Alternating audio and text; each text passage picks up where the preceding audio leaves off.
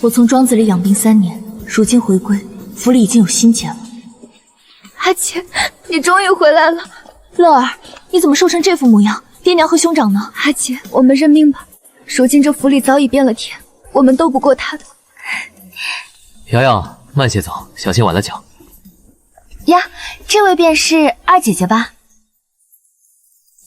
那缎子是我离家前熬了3个通宵，为我的未婚夫亲手绣的定情帕。瑶瑶骄纵，但并无恶意。荣叔，你让让他。瑶瑶，不可胡闹，快跟二姐姐打个招呼。不过就是张帕子而已。靖哥哥说穿在我脚上才好看，姐姐不会就为这个生气吧？真小气！小气？我的确是生气。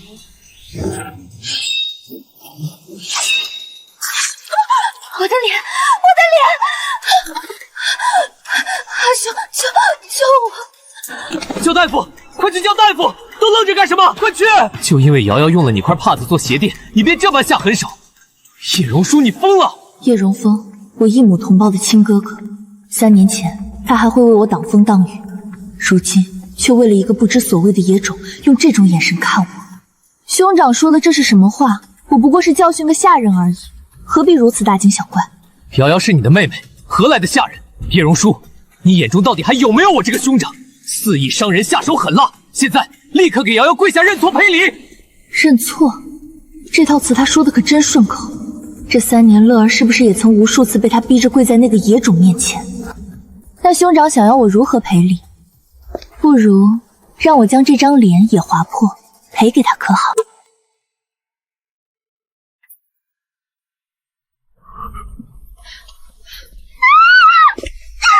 赔给他，他也配？一个贱婢，胆敢对我言语无状，我不过是毁他半张脸，已是开了天大的恩典。既然醒了，怎么还敢趴在地上？还不快快起身谢恩？放开！不知悔改，莫不是出去了3年便无法无天了不成？今日我便要教教你什么叫做规矩！哼！阿兄，你要做什么？叶荣峰，曾经你也是我和乐儿避风的港湾，如今这港湾却成了刺向我们的利刃。滚开！你平日便瞧不起瑶瑶，今日更是撺掇她毁了瑶瑶半张脸，且等我收拾完她再收拾你。既然你毫不犹豫，那也别怪我。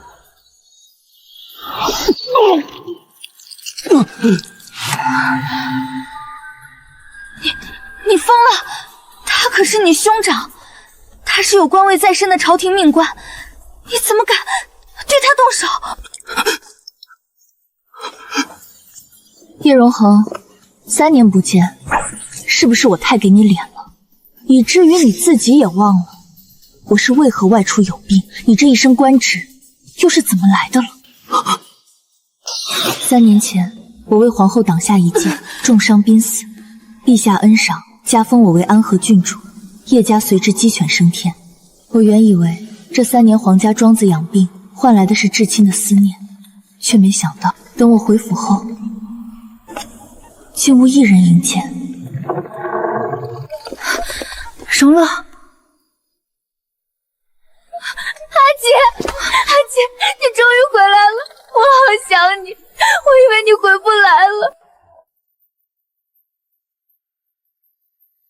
荣叔，你只管安心养病。我小妹性子跳脱，你要是真感激我，便在我走的这段时日多多照看她一二吧。荣叔嘱托的，我必是天打雷劈也是要办成的。你这般霸道，也不怕静雯被吓跑了？才不会，我们是青梅竹马，还有自小的婚约。这是怎么了？乐儿，是谁欺负你了？爹娘呢？阿兄呢？还有静雯呢？不会来了，而且他们再也不会来接你了。今日那个祸害过生辰，爹娘怕你回来冲撞了他的喜气，故意不准人声张。兄长正在庭院里为他舞剑助兴，就连远在千里的姐夫也特意送了生辰贺礼给他。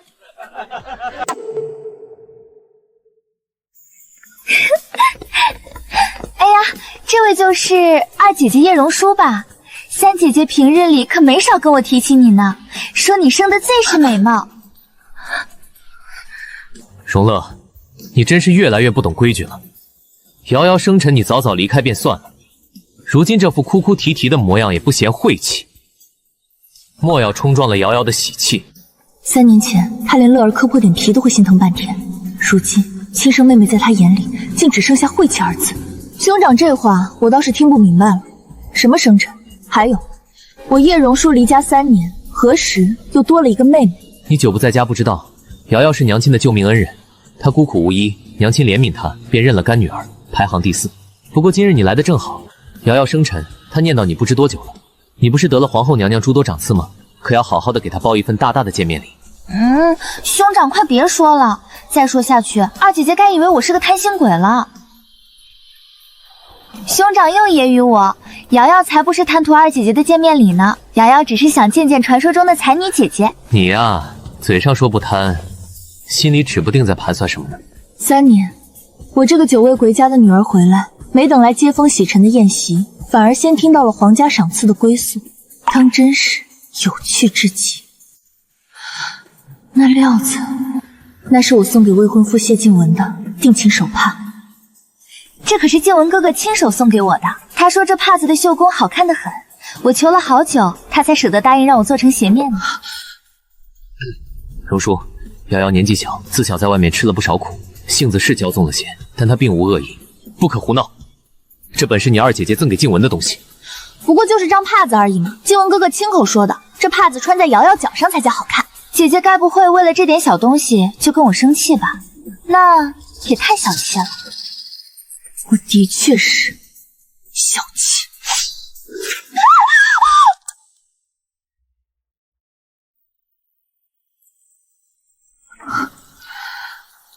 叶榕树，就算你当年救驾有功，得过赏赐，那又能如何？谁允你可以目无王法，在家里如此放肆，甚至随意伤人性命的？王法，兄长提得好，我自然是不能目无王法的。但兄长似乎忘了，我叶榕树是陛下亲封的安和郡主，论位分，我是皇亲国戚。故而，一个来路不明、言语无状的贱婢，也敢妄图与我互称姐妹，这叫以下犯上。按律，我就算当场将他杖毙也是可行的，毁他半张脸，也是开了天大的恩典。更别说叶侍郎方才对我出手，那是竟敢刺杀郡主。我为求自保，伤了你一只手，这也是合乎情理。兄长，你说你若告到陛下和娘娘面前，你我谁更该死呢？若真闹到御前，瑶瑶这身份必死无疑，我也逃不了刺杀郡主的罪名。你自诩第一才女，从来都压我们家每个人一头，但叶榕树，在你之上还有孝道，爹娘不会饶过你的。还有静文，等他回来，知晓你竟伤了他心爱的瑶瑶，他只会厌恶你，唾弃你。叶榕树，你只会变成一个没人要的弃妇。等静文回来，他绝不会要你这种毒妇。叶榕树，你只配做个弃妇。弃妇，好大的危险，我真是好怕。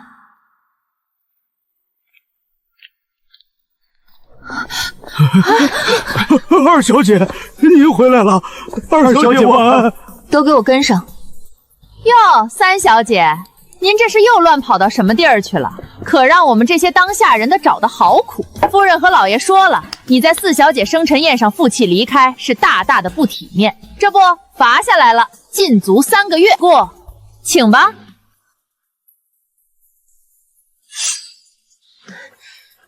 你又是何人？这院子也是你能乱闯的？你又是何人？眼生得很，看来是这3年我不在府里，被那对夫妻提拔上来的新狗了。很好，放肆，不可对我阿姐无礼。阿姐，原是二小姐。二小姐，那又如何？如今这尚书府中，谁人不知四小姐才是老爷夫人的掌上明珠？至于二小姐你，在夫人眼里又算是个什么东西？走吧，三小姐，莫要逼我等动粗，到时候若是伤了病了，我等当下人的可担当不起。你竟然敢伤我！我可是夫人身边的人，就算你是二小姐，也绝不能伤我！还有你这个贱婢，还不快快给我放开！你等死吧，夫人定会扒了你们的皮！李婆子，你来得晚，没经过那几年的事，莫不是没人告诉你，这尚书府曾经是谁的田？二小姐在没去庄子里养病前，这府中上下大小事务，可都是她一手管家的。怎么可能？她不过是个女儿家，怎么可能？不可能！你不过是个女儿家，就算你是嫡出的二小姐，主母尚在，你如何能越俎代庖？荣叔，娘的命怎么这么苦啊？我娘自来性子软弱，长家时便被底下人欺瞒哄骗，捅下了不少的篓子。她怕被祖母和阿爹知晓责备，我于心不忍，借着养在祖母膝下学的一通本领，为她善了后。你瞧瞧你们，一个糊涂，一个无能，这偌大的尚书府，迟早败在你们手里。你日后还不若你这个亲女儿管得好。荣叔聪慧，做事妥帖，日后你那个夫人做做样子便罢，然后让荣叔暂且管家。是，母亲放心，儿子定当从命。那之后，我娘便对我生了怨，她恨我夺了她的威风，恨我像管教孩子一样管教她。谁家女儿有她这般使唤亲娘的？当真是不长记性。二小姐饶命！二小姐开恩啊！你这贱婢，竟敢在尚书府如此行凶！等夫人回来了，定要将你乱棍打死！贱婢，尚书府的下人当真是好大的威风。奴婢便是在皇后娘娘身边待了多年，也未曾见过如你这般张狂的。皇后娘娘，今日在我身侧的都是皇后娘娘赏下的亲信。不可能，这怎么可能？这些人在深宫之中都不见得有人敢惹，却被你们这群婆子直唤贱婢，倒是头一次见人这么急着自寻死路。既然他们尊卑不分，也忘了谁才是这府里的主子。二小姐，您可算回来了。这府里如今早没了王法了。3年前，您刚去庄子上没多久，夫人便拉着3小姐去佛寺祈福，谁知途中偏偏遇上了山匪，乱战之中，是一位女子拼死护住了夫人。夫人回来时便带回了那女子，便是如今的4小姐许瑶瑶。母亲，这力道可还行？瑶瑶命薄，这辈子能伺候母亲，便是死也甘愿了。娘，这许瑶瑶来历不明，身手也怪异，就这么留在府里，恐怕不妥。放肆！瑶瑶是我的救命恩人，更是贴心周到。你瞧瞧你这副样子，成日里疑神疑鬼。你学你二姐那般铁石灵心也就罢了，莫非现在有人想要替你们孝顺我，你也不答应不成？阿姐，那之后我再说一个字，在娘眼里便都是罪过。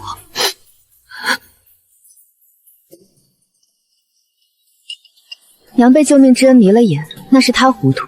阿姐，爹爹和阿兄起初也是不满，甚至想过要将她送走，可那许瑶瑶却在爹爹和阿兄面前表现得十分乖巧懂事，时间久了，他们便也接受了她。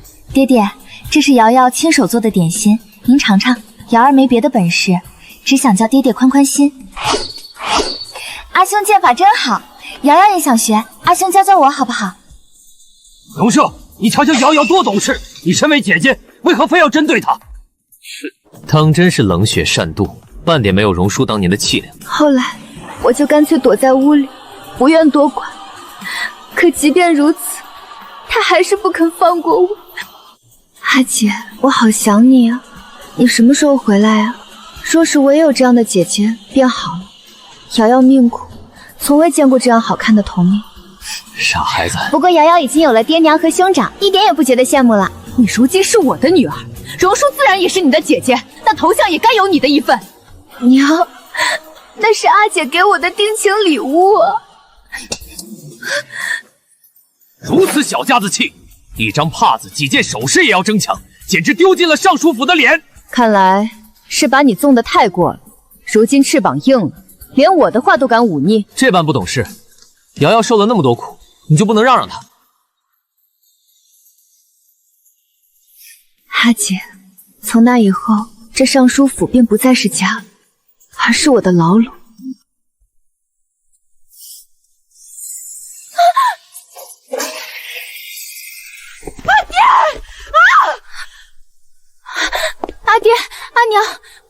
想的那样，在那笼子里，我日日受着煎熬。我甚至想过，只要我逃出去，只要我能找到静雯哥哥，他是你的未婚夫，他一定会帮我的。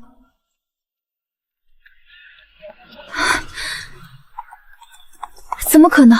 姐夫与许瑶瑶怎会共骑一马？静雯哥哥，这马颠得我头晕，你若再不慢些，我便再也不理你了。阿姐，爹娘他们都变了，他们现在满眼都只有那个许瑶瑶。你不该回来的，这些年我一直瞒着你，就是不想你回来和我受一样的苦。不，或许他们从未变过。你说什么？只是之前祖母还在，我也还在，他们不过是忌惮着我，不曾表露而已。祖母，说来好笑，我的爹娘和兄长一直在忌惮我。荣叔啊，你这孩子实在不像你爹娘能生出来的，你太快、太利，也太狠了。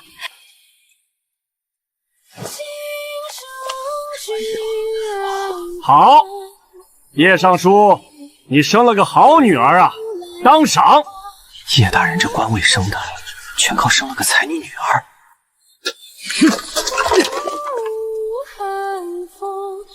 哟，叶兄，今日怎么又出来这么晚？莫非又被你那位博学多才的妹妹关在家里管教了？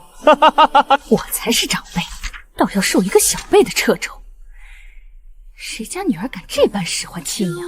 那时他们必须依靠我的名声和手段才能在金陵站稳，更因为还有祖母撑腰，所以他们只能拼命演好那一出父慈子孝、兄友弟恭的戏码。所以当祖母病我远走庄子养病，久不在家。而这时候许瑶瑶出现了。许瑶瑶比我聪明，她给出了他们最想要的东西，那种从未在我这里得到的依恋和如沐。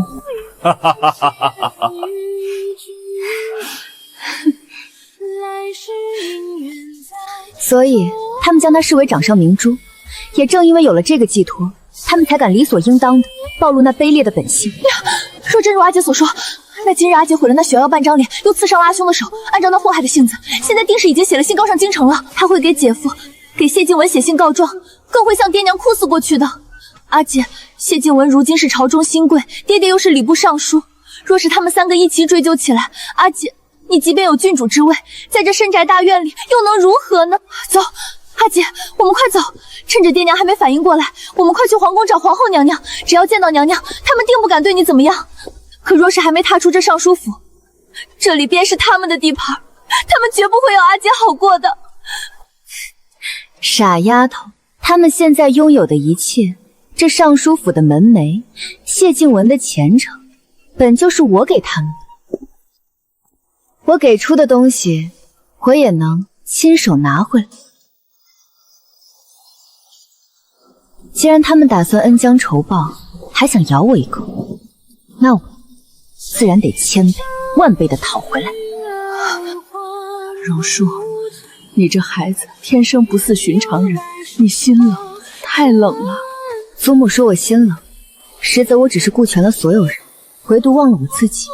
从今往后，叶家便只能听我摆布。阿姐，你的眼神好可怕。谁让叶家二小姐自来便生了一张救苦救难的观音面，可这皮囊下面藏着的，却是连佛祖都渡不了的蛇蝎心。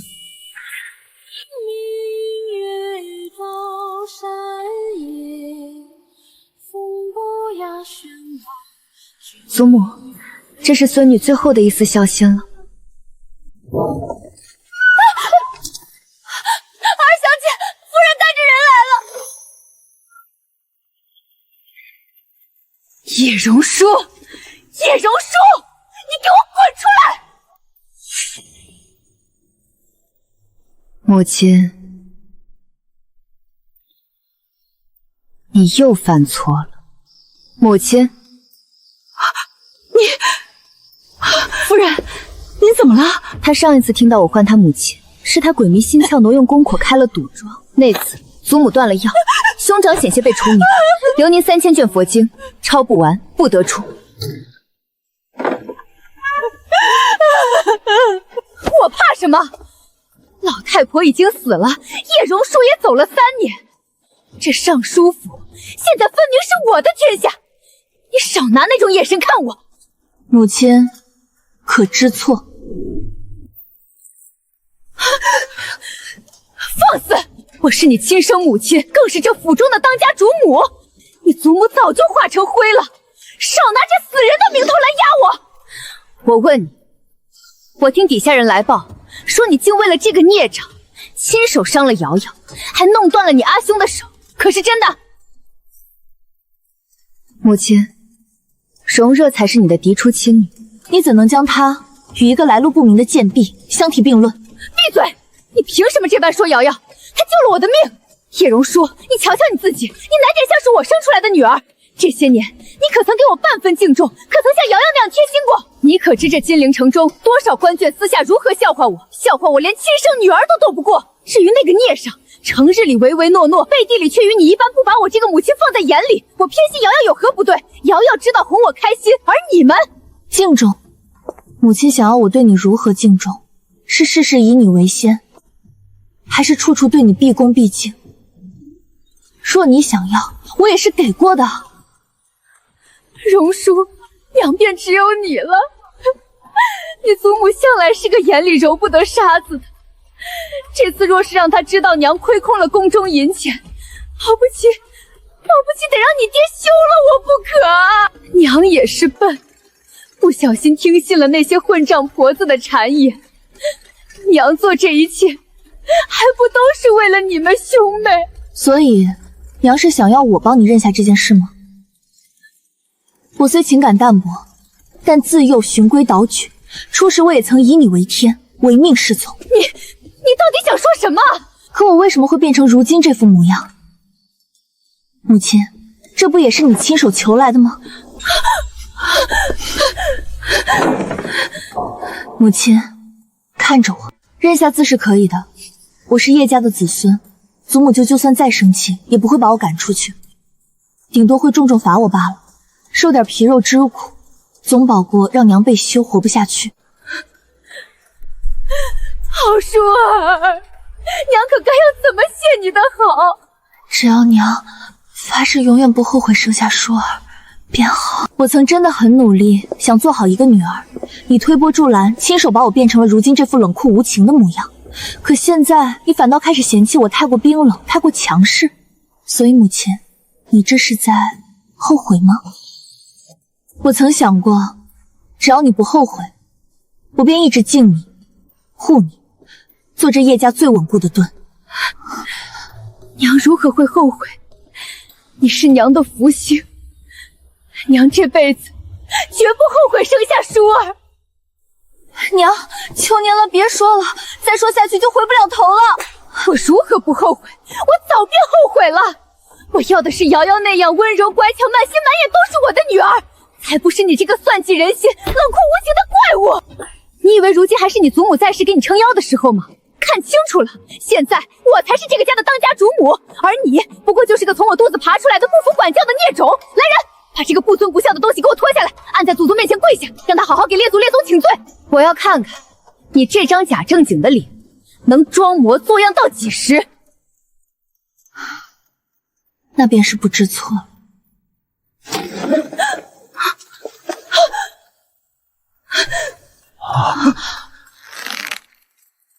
叶榕书，你怎敢让我跪？你怎敢让我跪？都死了不成？愣着做什么？还不快快把这个不孝女抓住，拿鞭子来！给我松开！我打死她！我今日非要以正门楣，亲手打死她不可！我久病未归，家中便出了妖孽。夫人糊涂，听信谗言也就罢了，尔等身为府内奴仆，非但不尽劝告之责，反倒跟着主子一起哄骗谋利，其罪当诛。不，这不是真的！我是你娘，你这是忤逆，是不孝！你凭什么罚我？大齐律法在上，你不能罚我！叶榕说，你爹被圣上因急事唤走，他马上就要回来了。你若敢伤我，等我告到衙门，你就不怕被天下人唾弃吗？你就不怕被处以极刑吗？忤逆不孝，那可是我朝灭门的大罪。大罪？好稀罕的罪名。自古天地君亲师，母亲读过书，应当明白，君为上，亲为下。论身份，我叶荣舒先是皇家亲封的安和郡主，再是尚书夫人的女儿。然而，夫人尊卑不分，竟也如那叶侍郎一般，公然刺杀皇亲国戚。母亲，这可是要诛九族的重罪。你陷女儿于不义，拖家族于不忠，按照叶家的族规，对此等祸乱门威之人，何该跪于祠堂，诚心礼佛，无令不得出。所以母亲，请跪吧。放开我！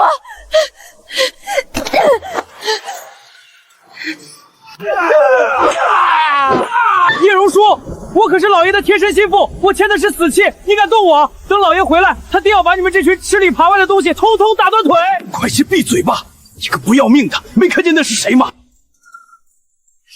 尚书府强夺田地，简直无法无天！无法无天！叶家子弟欺男霸女，还有没有王法呀？父亲的心腹签了死契。我在回金陵城的路上边听说尚书府家奴仗势欺人，欺男霸女，想来也是你们这群蛀虫的手笔。看来我那好逸暗劳的爹这些年确实松懈了不少，养了这么多蛀虫。来人，拖出去，杖毙！二小姐饶命！我小的遵命。这只是一个开始，开始吧。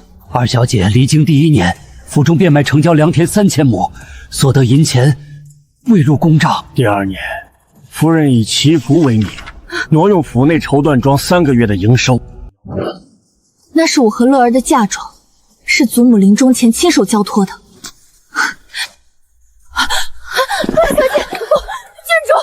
郡主饶命啊！奴婢真不是有意的，是夫人非要变卖您的几家铺子，说是要筹钱去开设赌庄啊，奴婢拦不住啊！还有四小姐，去年四小姐落水，真不是三公主推的，是四小姐命奴婢偷偷把她的翡翠头面藏进三公主院子里的土里，故意栽赃陷害，奴婢也是听命行事。郡主开恩，郡主开人啊！你要给他们求情？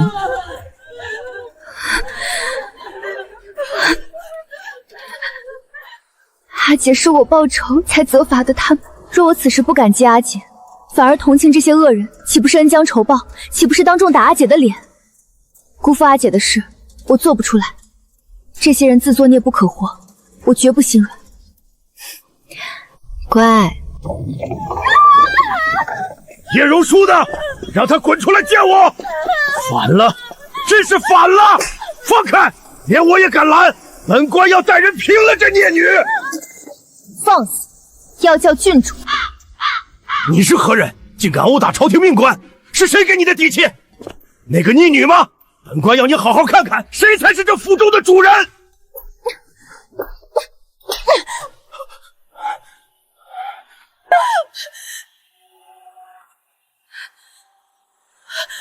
够了吧？该杀的你也杀了，该处置的你也处置了，我可以走了吧？你到底还要如何？非要逼死你亲娘不成吗？母亲这是在教我什么？郡主，尚书大人带到了。老爷回来了，对，他才是尚书，是这家的主子。叶荣舒，我看你在这天子重臣面前还敢怎么狂？老爷，你总算回来了。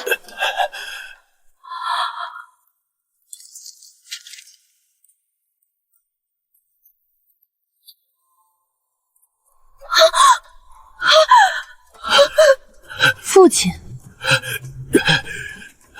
这里可是列祖列宗面前不许荡秋千的，快从我婢女手中下来吧。这位可是皇后娘娘身边的心腹，若非我救驾那点交情，想借她来教教叶家规矩，还没那么容易。逆女，还不快让这个贱婢放手！你想要如何？是否不成？快打！原来这真是尚书大人啊！怎么一副酒囊饭袋的模样？若在宫里，这般仪态连门都进不去。一个靠着祖母严管才勉强维持美名，靠着我这个女儿才换来天恩的男人，骨子里终究是撑不起这身官服。酒囊饭袋。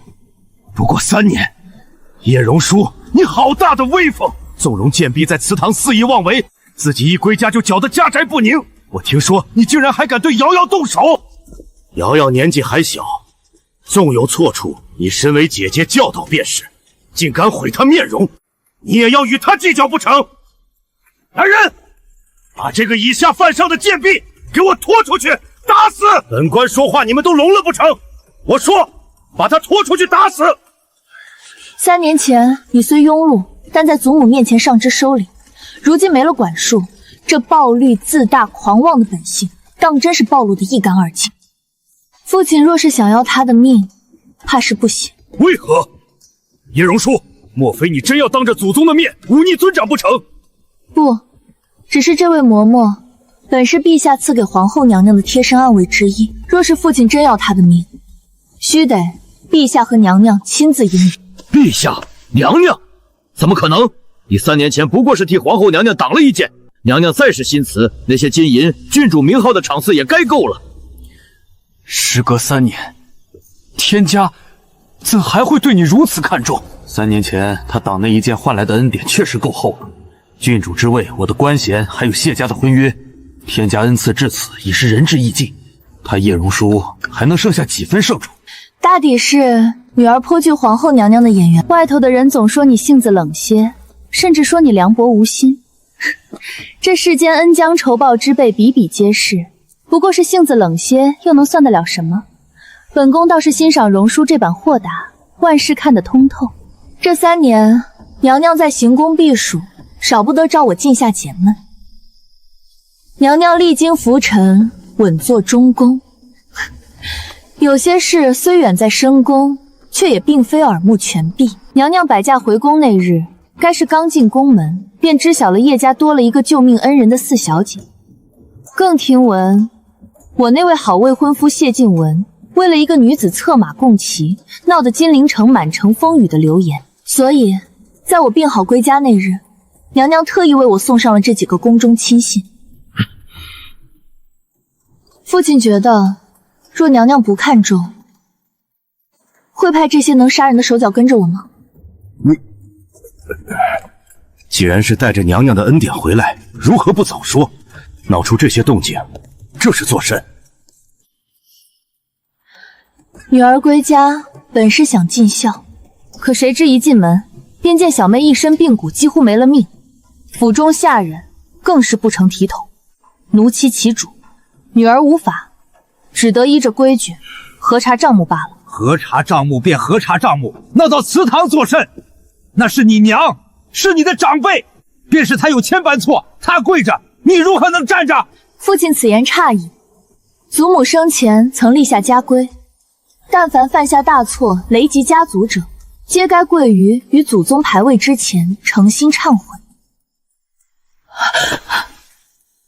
母亲这3年，将当初祖母严令不许开设的赌庄重新开了起来。不仅如此，她还听信了许瑶瑶和几个官家夫人的忽悠，带头参股，做得风生水起。可笑的是，她是唯一一个记着证明的老板，那几个夫人躲在幕后，连半分痕迹都没留。父亲请想，日后若被查出来，赌债累累，逼出人命，这叶家该如何自处？来日陛下的桌案上，会有多少弹劾父亲与兄长的奏折？父亲这身官袍还能穿几天？更别说他为了那个不知所谓的干女儿，挪用祖母留给我和小妹的大半嫁妆。父亲这桩桩件件陷家族于不义，夺嫡女之根本，如此大错，母亲难道不该跪吗？不敬婆母，不敬嫡母，不敬长姐，不敬夫君，不敬祖宗。你这混账妇人，背着我竟捅出这么多篓子！还有最后一件，关于祖母留下的翡翠头面。瑶瑶不过是个小女子，爱美也是天性。她自幼受尽苦楚，瞧见你们那些华贵的首饰，心中难免有些自卑。你娘也是爱女心切，我看瑶瑶可怜，亦是于心不忍，便做主点头，将那些首饰给了她的。荣叔，你和荣乐都是姐姐，何该大度一些？不过是几件身外之物，何必为了这点东西这般斤斤计较？传出去，倒叫人笑话我们尚书园嫡女没气量。原来如此，挪用嫡女嫁妆，竟是他这个做父亲的亲口点过头的。哦，既然如此，既然是父亲做的主，那这罪名，父亲也一并担了。来人，请父亲也一并跪下吧。你识大体最好，可千万别像荣乐那般小家子气，心思恶毒。等等，你方才说什么？果然人老了，心便也跟着糊涂了，连话都听不明白了。叶家家规如此，纵是家主，亦不可例外。来人，还不快好好伺候尚书大人，下跪认错！大胆，放开本官！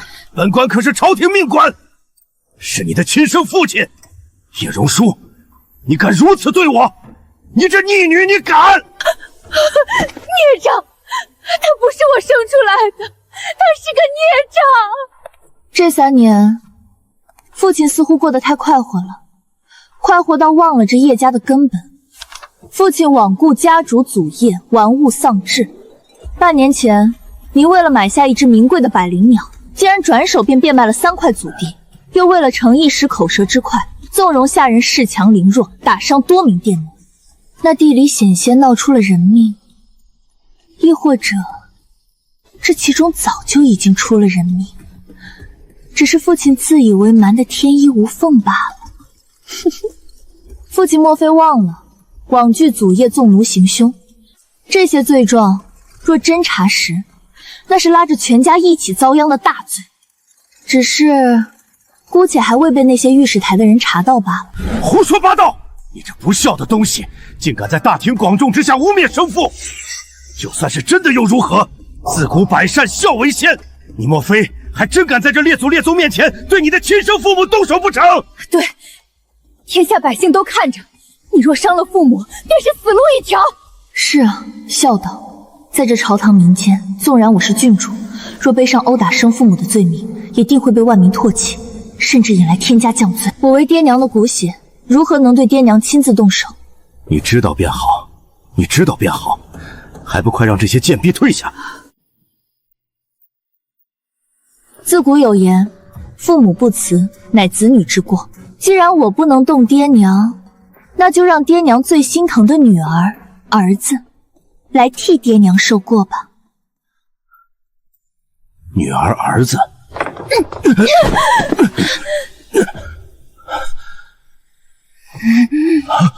请父亲母亲仔细瞧着。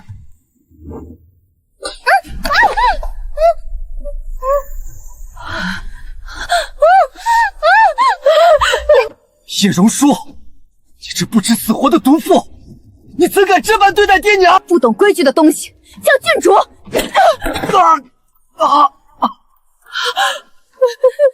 爹娘，瑶瑶，荣芳，奸杀的，我的好女儿，我的儿子！这是怎么了？快让爹看看！瑶瑶别怕，爹在这儿，爹爹今日定要为你做主。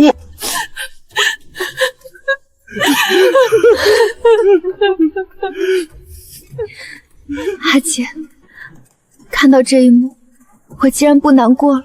可我就是想不明白，为何在那许瑶瑶出现前，爹娘从未这般亲近过我们？可她出现后，爹娘倒真像戏台上的慈父扶母，将她当成了唯一的亲骨肉。凭什么呢？阿姐，为了这个家，你大放异彩，博特天恩，我苦守深宅，受尽欺凌，我们付出了不知多少，到头来想尽好处的，却是一个骤然冒出来的外人。他们护他如珠如宝，却看我们如草芥。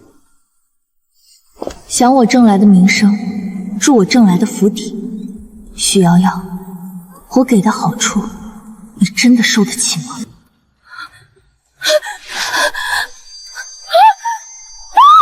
脸，叶荣书，你竟然划破了瑶瑶的脸！你这个疯子，她可是你亲妹妹啊！那是你手足至亲，你怎敢下此毒手？父亲母亲看来是老了，记性不好。我叶荣舒这辈子只有一个亲妹妹，至于这种敢无乱攀附、尊卑不分的货色，不过是略施小惩罢了。父亲母亲何故大惊小怪？疯子，你就是个疯子！谁敢动我的女儿？我的瑶瑶啊！娘，你们要为瑶瑶做主啊！是他，就是他，他让我变成了这副不人不鬼的模样。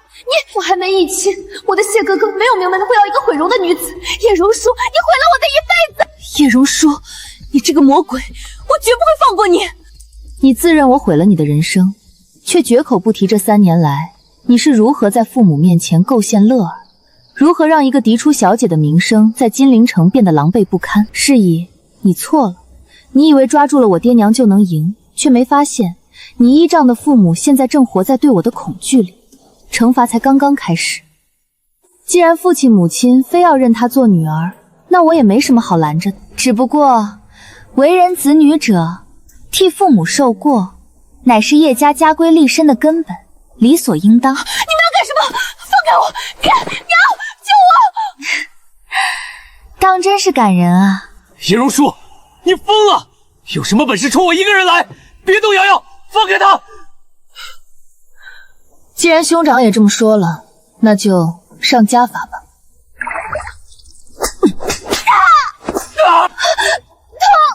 痛！别打了，饶了我！母亲救我！叶荣舒，你不就是嫉妒瑶瑶吗？你嫉妒她比你讨喜，嫉妒她比你温柔。我告诉你，便是你今日打死我，我叶荣风也绝不认你这种冷血残忍的怪物做妹妹。怪物妹妹，说得像谁当真稀罕要你这种是非不分的哥哥似的。阿兄，既然你如此执迷不悟，阿姐与我也根本不想有你这样的阿兄。他话太多了，用鞭子抽烂。哎呀，我知道错了，二姐姐，别打了，我真的知道错了，求你放过我吧，我再也不敢了。叶荣舒，别得意太早，静雯哥哥马上就要回来了。他若是知道你这般对我，定会要你好看，他绝不会放过你的。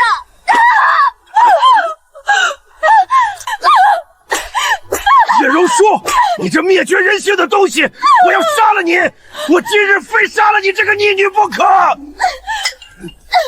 父亲母亲，这行刑的数目，你们可要数仔细了。你们曾经犯下的一桩错，都会如实落在他们2人身上，化作这一鞭。若你们再犯，这鞭子便不会停。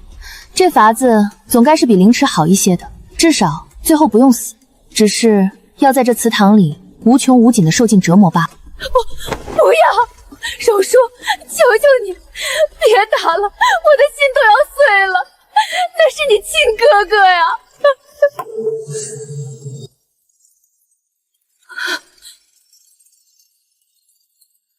母亲，你可知错？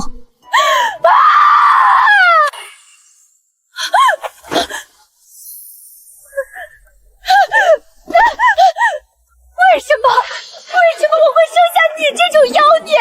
报应，这都是我叶家的报应啊！叶荣舒，你有本事就杀了我吧！逆女，本官今日便杀了你，以此正我叶家门楣。这是我叶家的家事，便是告到御前我也占理。剑王带起一阵厉风，没有很狠。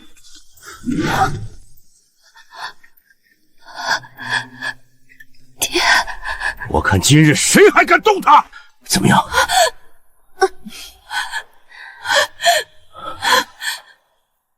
好一副感天动地的父女情深。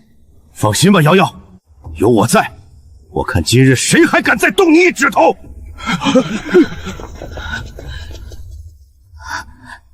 爹，娘，瑶瑶真的好疼啊！二姐姐，这便是你想要的吗？你记恨我，记恨我夺走了爹娘阿兄的爱，甚至觉得我抢了静雯哥哥的爱。你不必再折磨他们了，我倒是低看你了，不是低看你的手段，而是低看你这副残躯，受了这么多皮肉之苦，竟然还能强撑着把这出戏演下去。爹爹娘亲，是瑶瑶不好，瑶瑶惹姐姐不高兴，害得你们骨肉生息，瑶瑶万死难辞其咎。这几年的养育之恩，瑶瑶只能来世再报了。静雯哥哥，咱们来世再见吧。瑶瑶，瑶瑶，你别做傻事啊！上演的这一出情深意长的戏码，时隔3年，我终于和谢静雯再次相见。不，瑶瑶，不要，不要！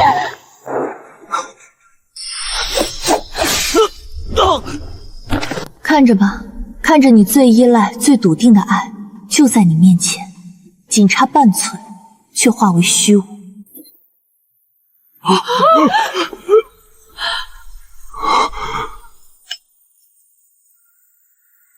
值了。瑶瑶，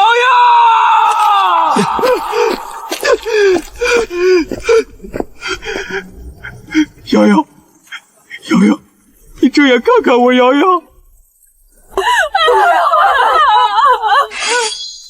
叶榕树，你这个冷血的毒妇！谢静雯，我们可是自幼订婚，青梅竹马。3年前，你拉着我的手，满眼羞涩地说要八抬大轿娶我回家。爱上瑶瑶是我之错，与瑶瑶何干？你要恨便恨我，要杀便杀我，你何故非要揪着她不放，非要逼死她不可？我什么时候说过要放过你了？再者，那柱子是他自己要撞上去的，与我何干？事到如今，你还敢狡辩？若非你用匕首刺穿我的小腿，我如何会拉不住瑶瑶？是你亲手杀了她。你方才不是说要杀你便杀你吗？我不过是照着你的心愿做了，你现在又在生气什么？我要杀了你，叶榕树！我要杀了你！叶榕树，我要你为瑶瑶陪葬！阿姐，想杀我？谢静雯，你怕是忘了，3年前我挡剑救人，3年后我也能一针杀人。奉天承运，皇帝诏曰：今日月云，安和郡主恰好归来，朕与皇后共设盛宴，叶府一应人等一并前往，不得有误。谢少卿，你怎么也在此处啊？如此甚好，你是安和郡主的未婚夫，理当一并前往，倒也省得咱家再多跑一趟谢府了。未婚夫，多致命的刺激啊！谢静雯，你心心念念的瑶瑶就在你身后生死不明，可你却不得不以我未婚夫的身份随我一同去写文。听闻安和有一心上人，甚至为了他才求朕重用谢家，此等家训，不知可在此处啊？臣谢静雯见过陛下娘娘，承蒙安和郡主不弃，臣感激涕零。谢大人，郡主，时间不早了，莫要让陛下和娘娘久等。公公辛苦。未婚夫，皇恩浩荡，这4个字从来就没有回旋的余地。谢静雯，就算你现在恨我入骨，就算你与许瑶瑶情深似海，你也得八抬大轿、聘礼百香的求着我进步。逆女，你以为有了圣旨你就赢了？你竟然还笑得出来！今日宫宴便是你的死期。去，现在就去！今日我便要向陛下娘娘告御状，我要让全天下人都看看我生了个什么样狼心狗肺的畜生！叶榕书，谢静雯，这是我3年来第一次好好跟你说话，我会求陛下免去婚事。叶榕书，我原本想过留你一个妻位，让瑶瑶做妾受些委屈，全当报答你当年的恩情。现在看来不必了，今日之后，你就算跪下来求我做个通房，我谢静雯亦不会让你进门。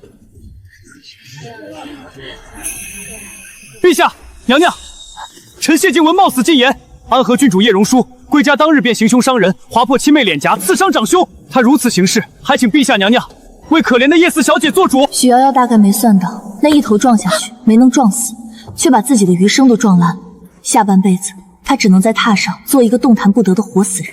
陛下，这逆女疯癫庞贝，在家中肆意行凶，连微臣与夫人也不放过呀！老臣与夫人，当真是悔不当初。生出这等丧心病狂的东西，还请陛下娘娘为微臣做主。这是什么道理？天底下竟有亲生女儿敢对爹娘动手的，简直是大逆不道，罪无可恕。听闻连谢少卿都被他刺伤了，家门不幸啊！叶尚书和谢少卿遇到这种魔头，当真是倒了8辈子的霉。启禀娘娘，叶榕树因在庄子里待久了，性子孤僻乖戾，今日回府，仅是因为一张帕子，便毁了四妹的脸，更将四逼的撞住，如今四妹瘫在榻上，生死未卜。若是今日不罚，来日他岂不是要在这金陵城中肆意杀人？帕子？什么帕子？能让郡主如此动气？一问帕子，他们倒是想起那帕子的来历，不甚体面了。不过是微臣送给瑶瑶的一张寻常帕子，瑶瑶平日里爱美，看着那绣工喜欢，微臣怜惜她，便赠予她了。娘娘，那许瑶瑶虽非亲生，却也是叶府悉心教养的女儿，仅仅是因为她将一张帕子缝成了鞋垫，安和郡主便心生妒意，痛下杀手啊！是啊，陛下，不过就是一张帕子，这逆女竟如此丧心病狂，求陛下为瑶瑶做主。想让我死？好啊，那就看看最后是谁的死期。朕倒是瞧着这鞋面的料子极不寻常啊，这料子像极了皇后最珍爱的流云锦。陛下好记性，这锦缎的确是陛下昔年赐给臣妾的。不过陛下忘了，3年前安和郡主拼死替臣妾挡下那一剑，臣妾感念她的救命之恩，才将那余下的锦布悉数赐予了她。所以这御赐的流云锦竟被你们叶家当成了区区帕子，甚至还明晃晃地做成了鞋面，踩在脚下。僭越皇权，亵渎御赐之物，这一双鞋便是送你们上路的催命符。怎么可能？那帕子怎么会是流云锦？叶尚书、谢少卿，你们好大的排场啊！如此僭越之大罪，安和郡主为了保全家族颜面，甘愿私下受屈处理。可尔等倒好，他念之血脉至亲，宁可被尔等诬告，也未曾有过半分辩驳。可你们竟然倒打一耙，甚至想在朕的面前亲手要了他的命！还有你，身为长兄帮凶一个，也敢在这堂而皇之的污蔑亲妹！陛下，臣并非那个意思，臣只是……这不忠不孝、不仁不义的东西，到底是谁？叶荣宏，你这3年来步步为营，求的不就是封妻印子吗？如今天子亲笔定下不忠不孝的考评，你的仕途、你的前程，全都完了。陛下开恩，陛下开恩呐！闭嘴，给朕拖出去，押入天牢候审。至于叶家，你们得庆幸，若非安和郡主明理睿智，在回宫后一直为尔等遮掩，否则今日尔等这桩僭越之罪，定是十死无生。二位驾到！革职查办，一落千丈。你从未告诉过我，那张帕子是流云锦做成的，你从未提过一个字。哈哈，你早就设好局了，对不对？从我离京那日不，从更早开始。叶榕树，你果然从来没有心，你眼睁睁看着我把天家之物送给瑶瑶，你就在等这一天。夫君怎么能这么想我呢？安和不过是觉得，若是早早说了那是御赐的流云锦，怕是夫君用起来也要束手束脚，心中平添负担，便索性不说了。可谁又能想到，夫君竟会将心意肆意送出，甚至还要让他踩在脚下呢？对了，我既然是陛下亲赐的婚约，叫你一声夫君，想来也不算逾矩吧。既然谢少卿这般看重那女子，甚至不惜赌当前程，本宫也不好做那个棒打鸳鸯的恶人，那便将那叶四小姐一并赐给谢家吧。说是赐去，却不提是疼妾还是贵妾，那就是说无名无分，连通房都不算了。叶榕树，我竟没想到你恶毒至此！你以为耍这些手段强嫁给我，便能让我多看你一眼吗？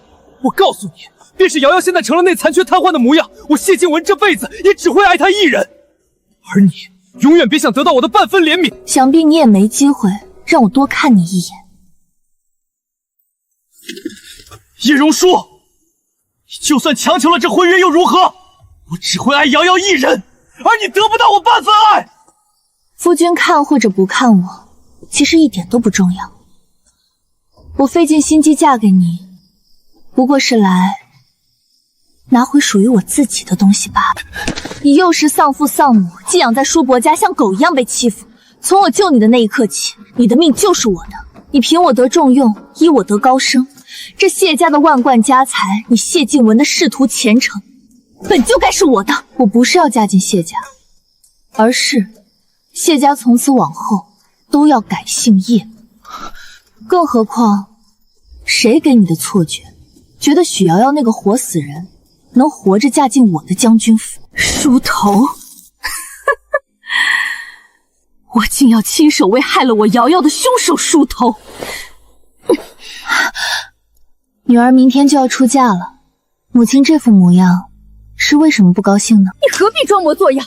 你毁了我的瑶瑶，让她现在求死不能，你心肠歹毒至此，还要我如何高兴？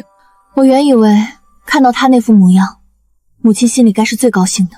你什么意思？你还想对她做什么？你已经把容峰弄得流放千里了，你还要如何？我只是突然好奇，祖母对父亲向来严苛，不许他纳妾收房。这京城谁不羡慕母亲有个洁身自傲的好夫君？这还用你说？你阿爹这些年一心只有我，府里连个通房都没有，这便是你那个祖母生前做的唯一件好事。纵然你权势滔天又如何？你那夫君谢静文心里还不是只有瑶瑶一人？所以啊，那个自诩一心一意的好夫君，在母亲礼佛受苦的时候，真的一直那么清白吗？母亲，我只是在想，祖母病逝，我刚好离家去庄子，母亲走了那么多遍的礼佛路，偏偏在那天就遇到了山匪。那可是满是凶恶山匪的深山啊，怎么偏偏就冒出来一个毫发无损、无父无母的孤女，刚好能救下母亲呢？哎，母亲弄痛我了。其实我也好奇，四妹受伤瘫痪的这些日子，父亲整日里早出晚归，他说是为了公事奔波，可公职都被免了，还能往何处去？娇娇莫哭，孩子，咱们以后还会有更多的。如今许瑶瑶虽然废了，但那长子也被流放了，此时正是咱们的机会，只等再为我生下一个儿子。届时，咱们再如法炮制，把这孩子送进府里，他便是未来叶家唯一的继承人，是这一家之主。我要杀了你们！杀了你们这群骗子！原来瑶瑶竟是你这贱人的孽种！你竟让我这个原配去养你外室的种！我要杀了你们！杀了你们这群骗子！阿姐，城西那边传信了，娘她真的疯了。我早说了，有些真相还是母亲亲自去瞧才最是有趣。报应，这都是报应！所以我这3年来不惜与自己的亲生女儿决裂，拼了命护着的，竟然是那个奸夫淫妇生下的孽种！我竟成了这京城最大的笑话。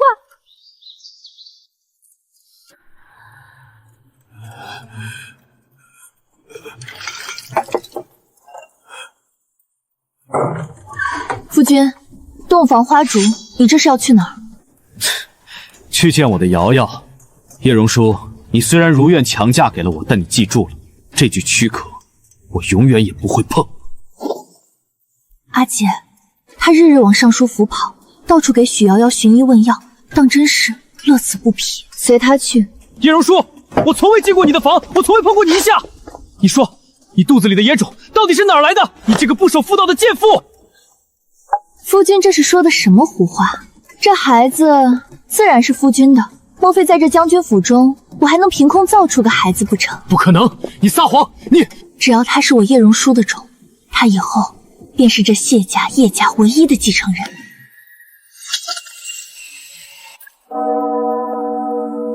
放过我吧，荣叔，我欠你的我都还你了。谢家的家产，我的名声，我的前程，你全拿走了，求你放过我。荣叔，你我自幼一起长大，为何我们会变成如今这副模样？好啊，3年前他因为我替皇后挡下的那一剑，从此青云直上，步步高升。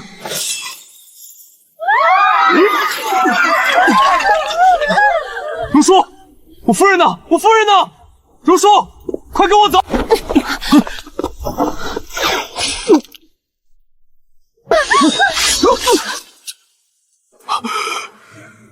！3年前你求来的这一命，如今我还给你了。